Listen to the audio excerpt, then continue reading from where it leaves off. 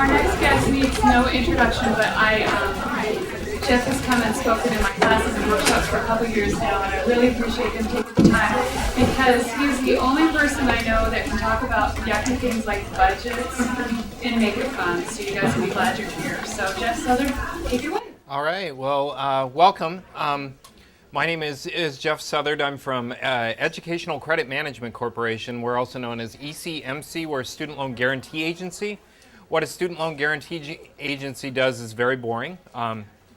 Basically, if you borrow a federal student loan, they don't pull a credit report on you to qualify you for that loan, and that's because a guarantor will pay the loan back if you don't pay it back, and then will hunt you down and get our money back. So that's how a guarantor works. What I do is money management outreach workshops for folks. I've been doing this for about 10 years, and I did this for a living because I couldn't afford to do what I majored in college. I was a playwriting major for my master's degree. I have an undergrad degree in theater arts, so you can make a living with arts-based degrees. So how many arts-based degrees do we have here?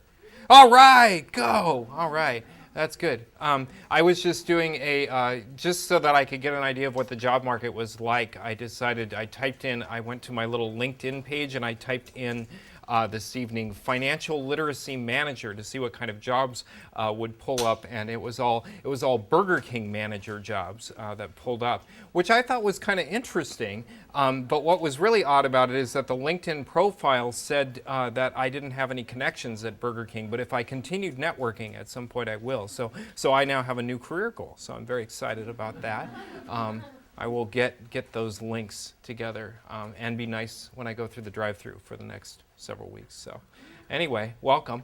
So the reason that I ended up doing these money management classes for a living is that I had no idea how to manage my money when I went to college. I graduated with $32,000 in student loan debt, which everybody's kind of going, oh, that's not so bad now, I would guess, and about $17,000 in credit card debt. And so, does anybody have more than $17,000 in credit card debt here? No? Okay. Well, if you do want advice on how to run up your credit card debt, do talk to me afterwards. I can tell you ways that you can be patriotic and run up your credit card debt and help boost our economy. So that's good.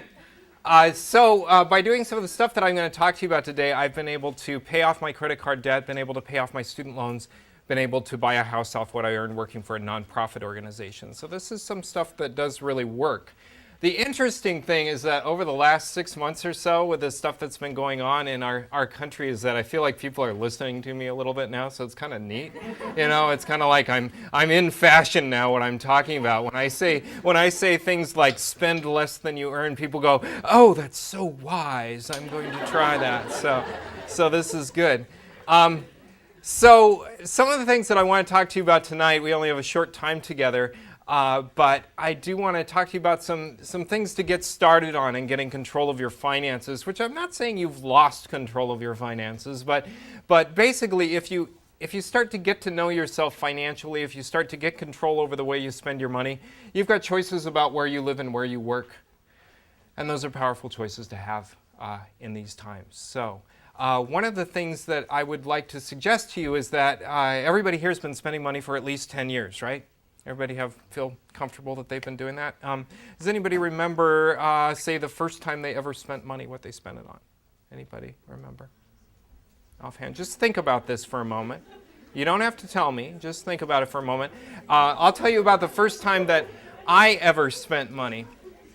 Okay, so the first time that I ever spent money, and I grew up dirt stinky poor. We were on welfare, in fact. So I was a dirt stinky poor welfare kid. With my generation, it's my parents' generation, we were able to actually get into the trailers. We weren't quite trailer trash, but we finally made it by the time that I was growing up that we were able to afford to be in a trailer, so that's good.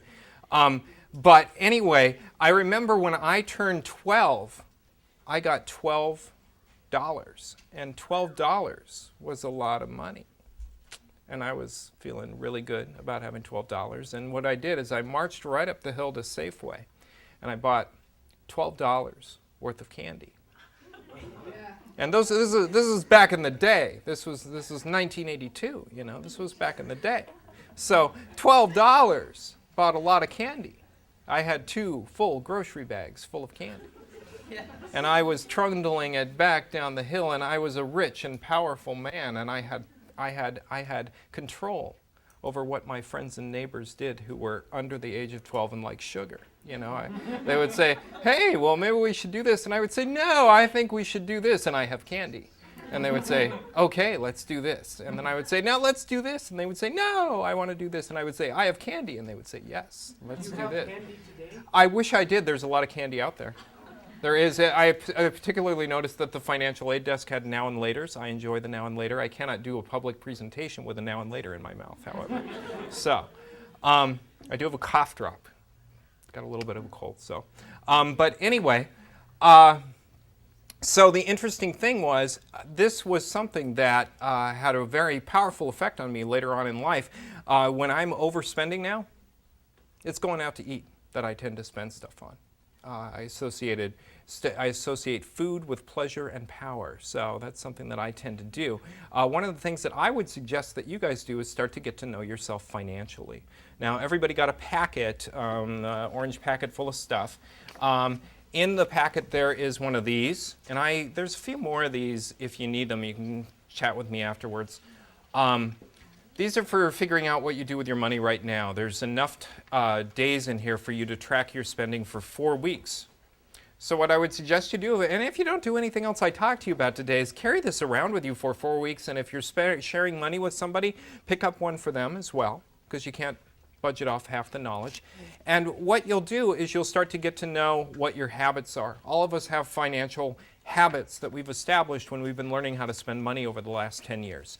And what's happening right now is everybody in this room is at rock bottom. Congratulations, this is the poorest you're ever going to be unless you go to grad school. So if you go to grad school, you'll be a little bit poorer, but that's another thing. But anyway, if you carry this around with you, you'll find out 3 things about yourself. First of all, if you did this for the full month, I would guess you will find maybe $75 that you're surprised you spent, because cash tends to disappear, doesn't it? And the small stuff starts to add up. For example, I shouldn't even do this example anymore because I feel bad about it, in fact, but I'll do it one more time.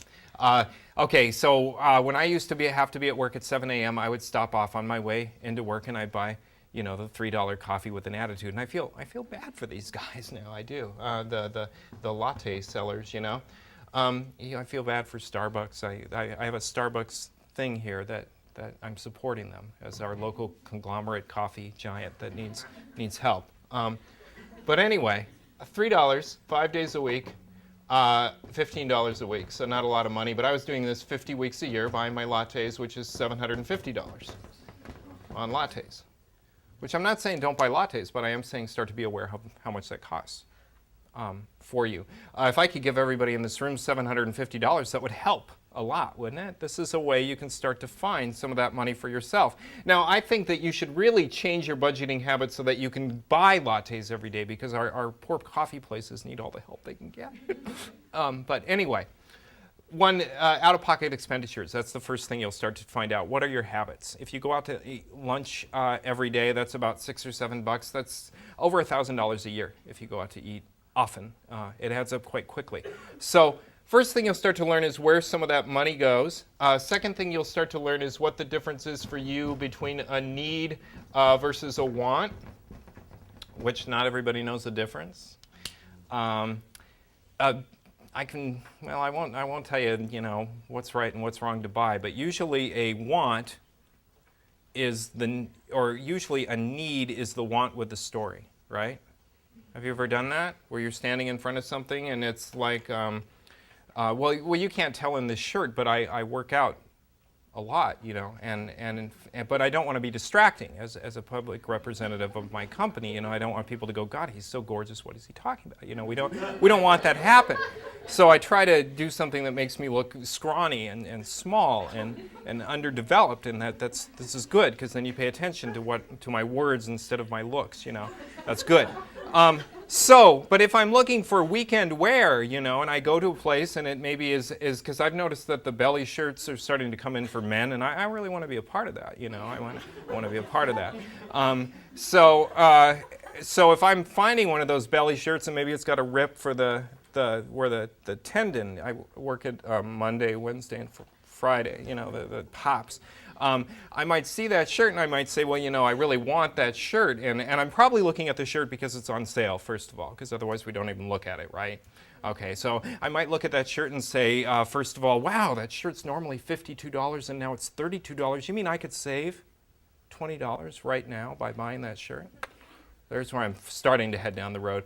Have you ever done this, though, where you're looking at the shirt that you really want, you say, I really want that shirt. I really want that shirt. In fact, I need that shirt. Because if I were to buy that shirt, I would be about 7% more attractive than I am right now. If I were 7% more attractive, I would attract a woman into my life who was 26% more attractive. More attractive people statistically earn 10% more over their career. Therefore, this shirt would pay for itself. Have you ever done that? Yeah. Yeah. And I'm not saying don't buy wants. I'm not saying that. But I am saying be aware of when you're telling yourself a story, because when you're here at rock bottom, $52 is a lot of money to spend on a shirt. And it's something that you do have some control over. So starting to understand the stories you tell yourself, how are you fooling yourself? Important thing, getting to know yourself financially. And then finally, the third thing you'll learn by starting to track your spending is how emotions affect your spending habits. And you can't get away from the emotions and your spending habits because we've all got computers around us now. What do they call this? They call this retail therapy, I believe, where you're, oh, I'm really, really depressed because I'm graduating and I'm never going to get a job and it's going to make me feel good if I go shopping. Whatever it is. Whatever it is. Some people shop when they're angry. Some people shop when they're depressed. Some people shop when they're very happy. If you're a very happy person, you would want to make friends with the people who shop when they're happy and make them happy, and then they will buy you stuff and you'll be happy. But you want to start to learn what those gut feelings are that make you more likely to be spending money. Not that we don't, we all have control over how we react to stuff, but starting to track those feelings a little bit, starting to track when you're telling yourself a story, and starting to write down when that money is disappearing from your pocket will start to help you to get to know yourself financially. And getting to know yourself financially makes you much more likely to be putting together a budget that's realistic, that you can live with, that makes you feel powerful about your finances. Budgets don't need to be about deprivation. They don't. It doesn't need to be like a diet. I can't go out to eat because I'm on a budget. I can't turn on my lights because I'm on a budget. It doesn't have to be like that. We can make some choices about how we want to spend our money. And starting to figure out what we're doing with our money right now can help us to make those choices. So that's the first thing that I suggest to you is, again, tracking your spending for a few weeks. And then looking at it afterwards. That's actually the real key. Not just writing it down, it's actually looking at it afterwards. I've had students come up to me and say, I tracked my spending and it didn't work. Well, did you look at it? No, because it was really scary. It can be scary to look at your spending habits. It can certainly be scary to hand one of these to whoever you're sharing money with and say, honey, I think we ought to track our spending for a little while so we can see what we're doing with our money and do well down the road. Taking a look at that. Key thing to do. So the next thing you want to do with that information you get from tracking your spending is put together a little budget for yourself, and you can do this. There's any number of software programs or whatever, but we're a nonprofit organization, so we have this piece of paper that you could use if you wanted to. You don't have to. But the way that I look at a budget is less about deprivation, more about information. So you're writing down how money is coming into your life and how money is coming out of your life. And so for y'all being students, you put 0 coming in and all of it going out, or maybe you're living off student loans and that's your income. I don't know. But you're putting in that net pay, the take-home pay that is coming into your life. If you're living off tips, then I would say you do it backwards. You put how money comes out of your life and figure out how nice you need to be to your customers in order to make enough tips to make a living. Maybe. But this one has some basic information. Some of you who are living on campus or something like that may not have a lot of this stuff. But it has two sides, a lot of things to just trigger your memory. You may be surprised what you spend on some of this stuff. And what I'm suggesting, they always say don't sweat the small stuff. I'm suggesting that sweating the small stuff a bit may help. I'm not saying you have to sweat everything, but just be aware. If you do this once, you probably are in pretty good shape. Be more aware of what you're doing down the road. So that's the budgeting part. Questions about the budgeting part? Is everybody thoroughly depressed about the whole thing? I think it can be daunting and paralyzing to start on this. I mean, does anybody feel that a little bit? Kind of like, oh my gosh, I'm so broke. And the thing is, I think it's a little bit separating that sort of panicky feeling from the reality of what numbers are. And they're just numbers. Nobody's going to die if they spend more than they earn. You know, you're not going to die. You're just going to, you know, live in a box. But that's okay. You know, that's okay. I feel powerful about that. And so one of the things that I've been doing a lot is I try to breathe in, you know, take deep breaths, and that kind of thing can help settle down my little panic attacks about finances. But anyway, fill one of these out. Take a look at it. The fourth part of this I want to talk a little bit about is debt. Anybody have any debt? You know, good for you. All right, good to have debt. Well, it's inevitable to have debt, I think. I think it's hard to not have debt. There's not very many people who get out of college without it. When you buy a house, you end up with debt. The thing is, the types of debt that you have. What kind of debts do you have, and do you know how much you have, and do you know whether the amount of debt that you're borrowing fits into what you do for a living? With my undergraduate major and graduate major focusing on theater and having tons and tons of credit card debt, didn't make it so I could get a lot of, you know, jobs doing playwriting when I got out of college. I had to alter it. This is a good fit, though. This is still creative writing, still performing, that kind of stuff. I mean, it worked out very well. When I got out of college, I went to, you know, I went to Microsoft and I applied to be a playwright, and they said they didn't have any playwright openings at the moment. And then I went to Starbucks and they said, well, we don't have any playwriting openings at the moment. And I went over to Boeing, and they had one, but I didn't get it. No, I'm just kidding about that. Okay.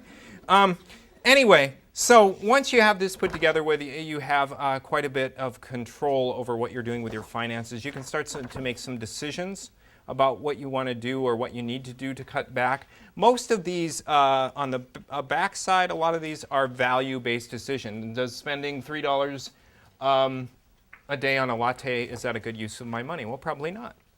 What could I do with that money instead? I could do a lot of different things with that money. Okay, so I was talking a little bit about debt, and then we'll move on, talk about credit. Questions about budgeting, though, before I do that? Okay, you can do this. If I can do this, anybody can do this. Okay, so next, debt. Important thing about debt is to keep track of how much you have. I paid off a tremendous amount of debt when I got out of college. And how I did it was deceptively simple. What I did is I figured out, what I did, first of all, my first methodology for paying off debt when I got out of college was to ignore it. So what I would do, because when I got out of college, I got a job, and ironically, it was working for a credit counseling organization, but I got a job where I was bringing home about $1,400 per month, which felt like a tremendous amount of money to me. You know, that was my take-home pay. That was great. That was way more than I was making before.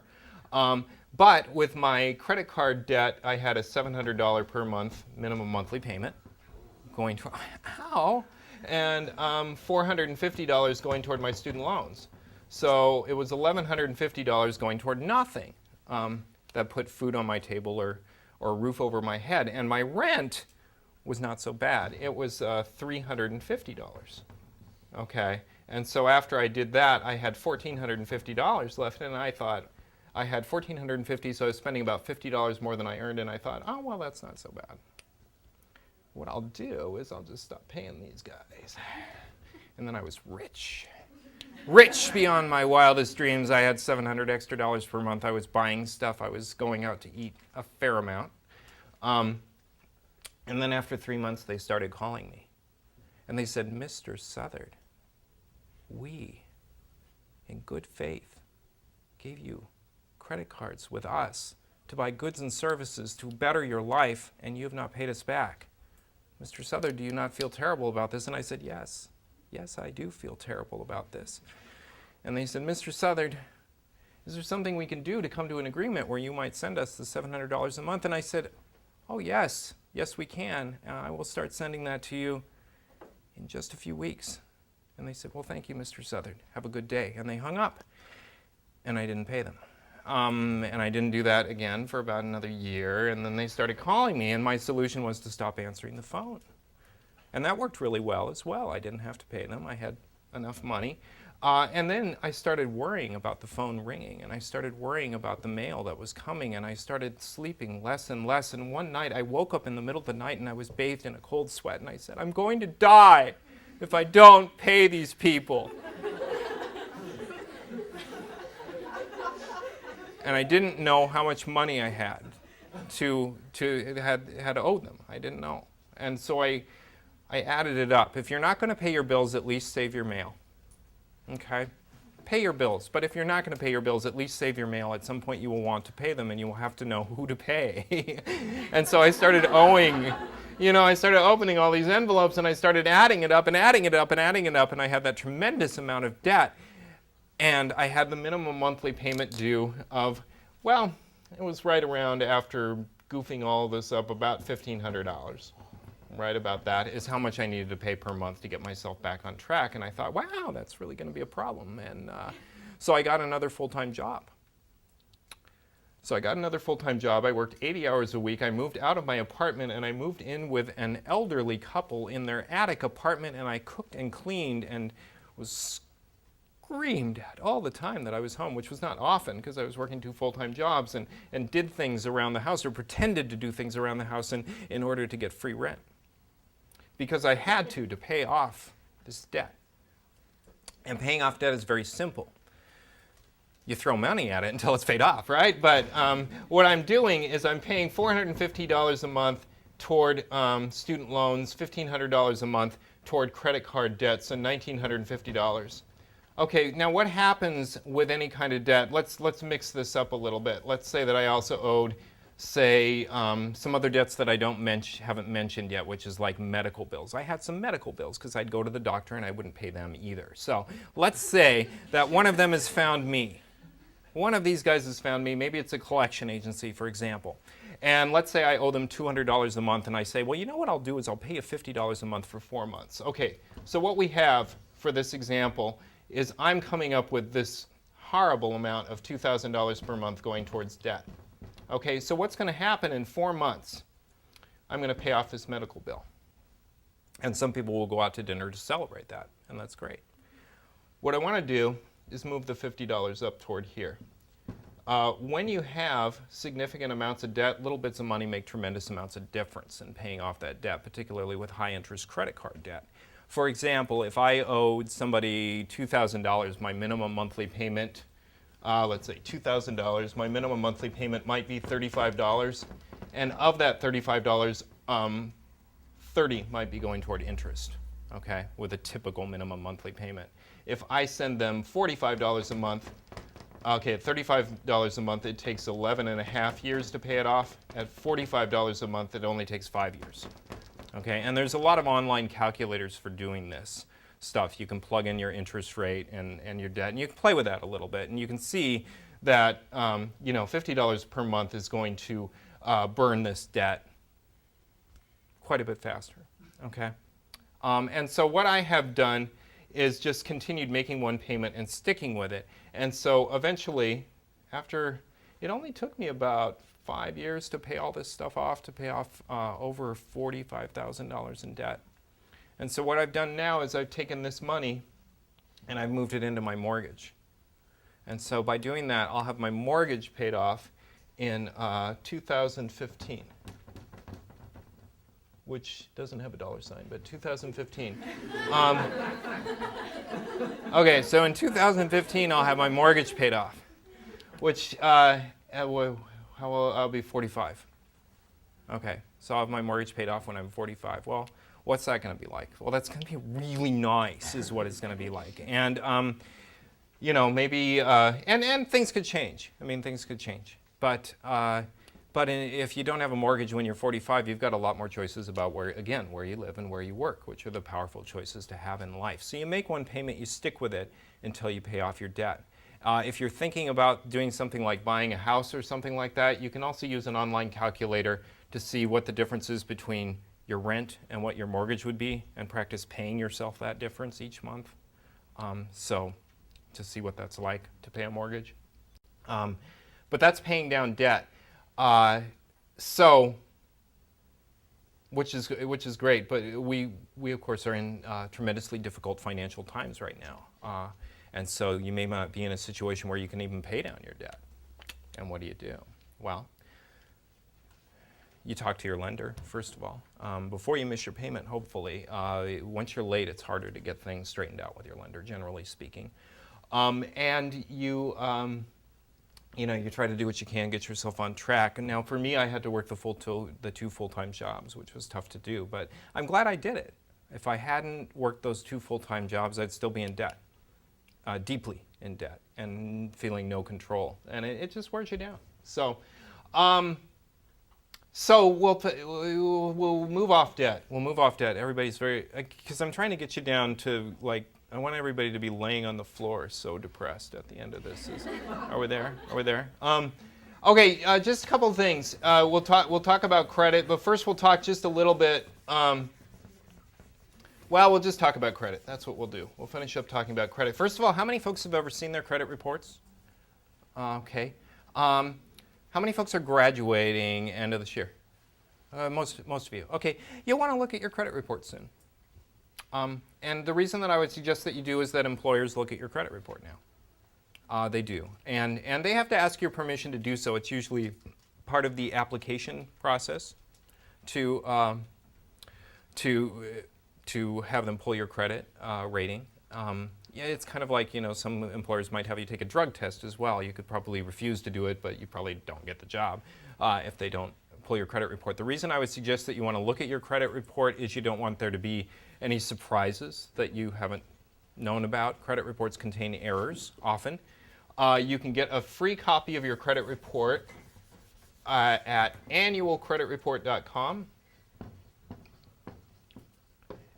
Which is a different website than freecreditreport.com. Freecreditreport.com are the folks who have the commercials on at 2 in the morning. Your identity is being stolen right now. Come to freecreditreport.com, and for just $40 per month, we will call you if somebody tries to access your credit rating. That's what they do, which is maybe a lovely service to have. You could also just put a fraud alert on your credit report for free at annualcreditreport.com. This is an agreement between the major 3 credit bureaus that you can get a free copy of your credit report once a year from each of the major bureaus and take a look at it. And you should probably pull all 3, take a look at them. It's not going to affect your credit rating. It won't show up as a hard inquiry on your credit report. It will just show up as an inquiry on your personal credit report rather than any credit report that a creditor pulls. Okay, so you want to look at your credit report carefully for errors. Look for any mistakes that are on there and dispute those mistakes. A lot of times they'll list an account twice, for example, or they'll list an account for somebody who has your name, but it's not you, somebody else with your name. That kind of stuff. You can dispute that stuff online and it will usually come right off. The only thing I would suggest to you before you pull your credit report is that if you owe a lot of people money and they don't currently know where you are and you can't afford to pay them right now, you probably don't want to pull your credit report because you'll have to update your personal information. They'll know where you are. They'll start calling you again. Again, not saying you shouldn't pay your bills, but I am saying there's no sense in opening the floodgates right this second. So I'm just saying. Okay.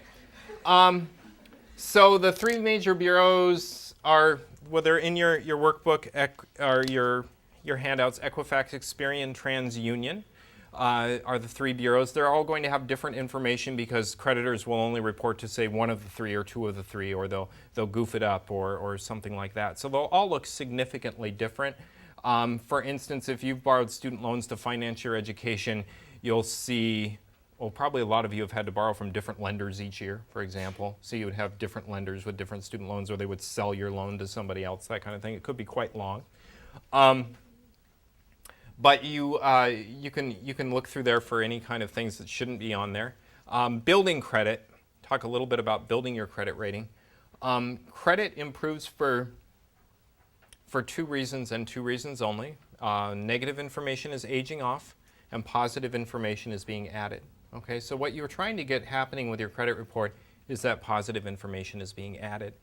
There are several ways to do that. Things that report to your credit bureau would be like your student loans, credit cards, car loans, sometimes cell phones. Not always, but sometimes you can check. Stuff that wouldn't show up on there would be like your rent, your utilities, that kind of thing.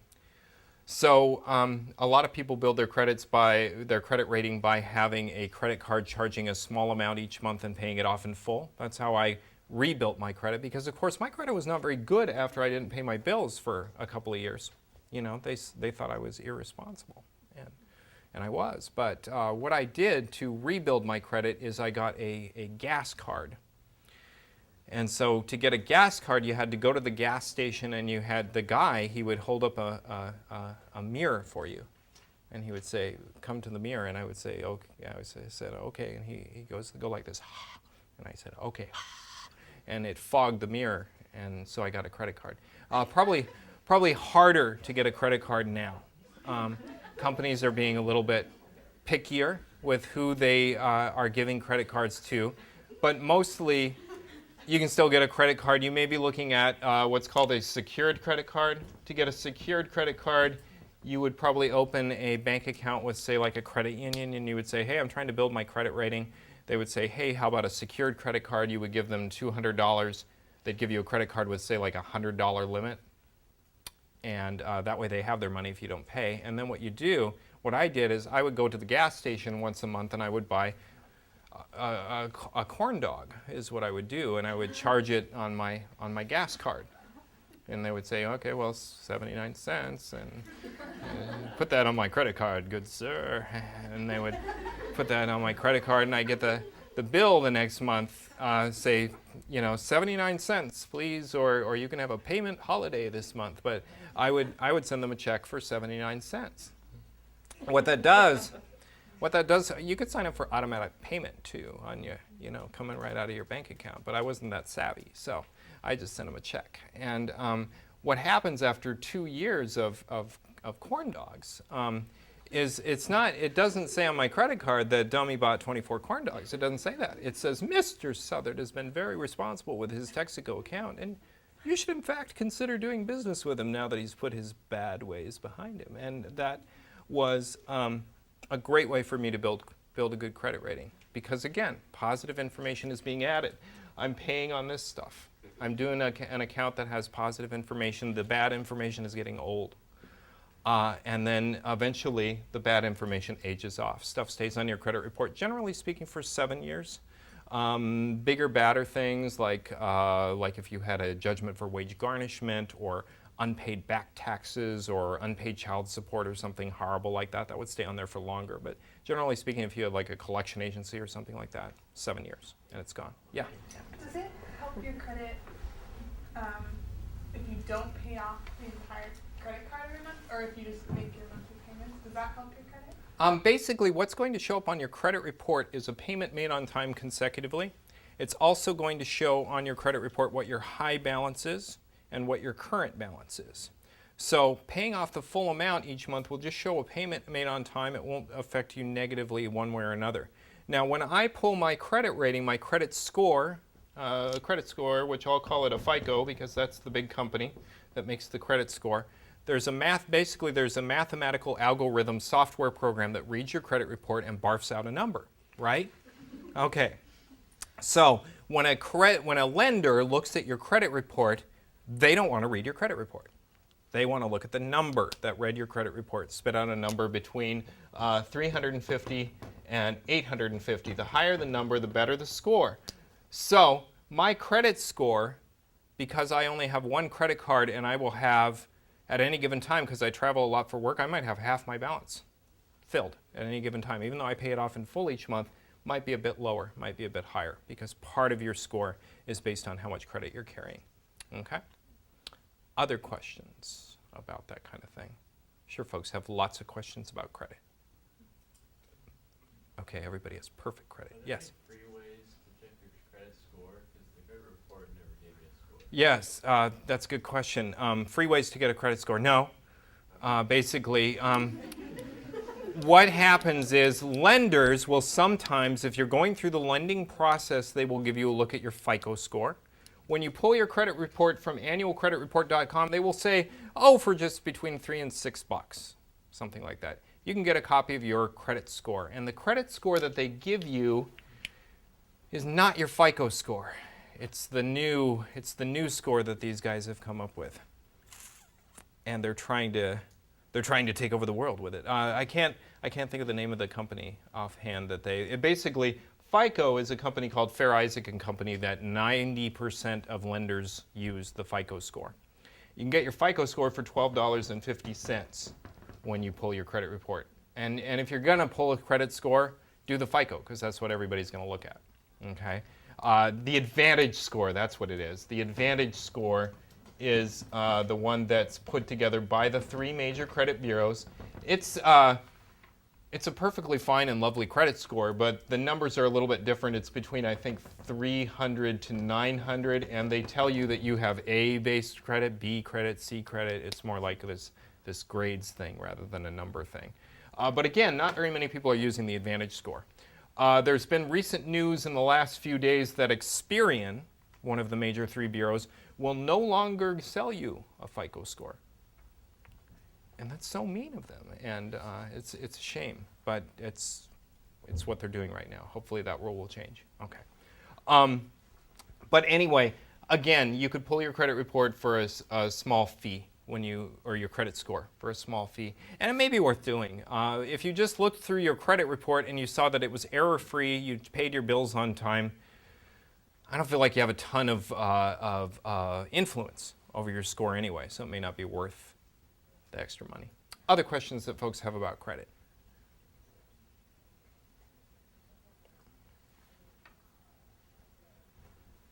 In public speaking class, they said give them 15 seconds. Yes? Does it affect your score if you have like multiple credit cards? Not like, say that they all had a fairly low balance. Is it the same to have like $1,500 total or to have $1,500 spread over 3, or does like make a difference? Your score is partially based on the mix of credit of credit that you have. So what they're looking for, they call it a healthy mix, whatever that means. Now, that probably doesn't mean a whole bunch of credit cards and nothing else. They're probably saying, oh, you should have a student loan and a credit card and a home loan and a car loan. Don't worry so much about the healthy mix at this point. But what's going to help your score is if you had more credit cards with a higher credit limit, but you weren't maxing out that limit than, say, one card where you had a lot. But that's your credit score. That may not make sense for you to do financially. So, it's kind of one of those, you don't want to put yourself in a situation where, because you're trying to work the score so much, that you screw up your finances completely by maxing out all these cards. Other questions that folks have?